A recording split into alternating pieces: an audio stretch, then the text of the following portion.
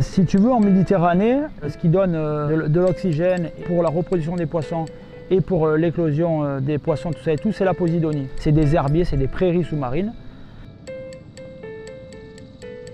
Ces 20 dernières années, on a assisté à une explosion de la plaisance et surtout de la très grande plaisance, mais c'est vrai de toutes les embarcations. Mais ça avait une conséquence, c'est que ça dégrade l'herbier de Posidonie, qui est une espèce emblématique et importante de la Méditerranée, avec des zones de destruction importantes.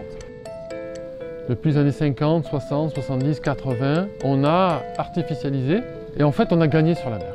Si on regarde la surface de ce littoral, depuis 50 ans, on pourrait croire que le littoral avance. Alors qu'en fait, ce sont des actions complètement humaines. Quand vous déposez du béton et des blocs de rochers, eh bien en fait, vous étouffez toute la vie qui se trouve en dessous.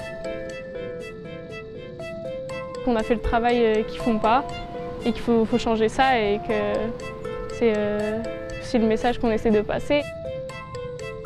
La ville a toujours tendance à gagner du territoire sur les espaces sauvages et à s'étendre petit à petit.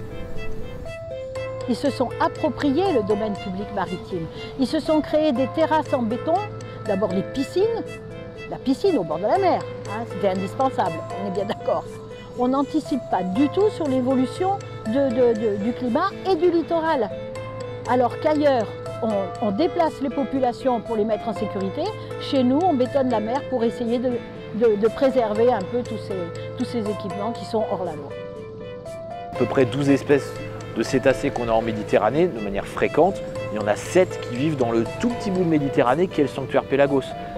Il faut savoir que les collisions, c'est la première cause de mort non naturelle en Méditerranée pour les grands cétacés. Il y a plusieurs actions possibles, ne serait-ce que réglementer la vitesse, à 10 nœuds par exemple dans les zones de forte concentration.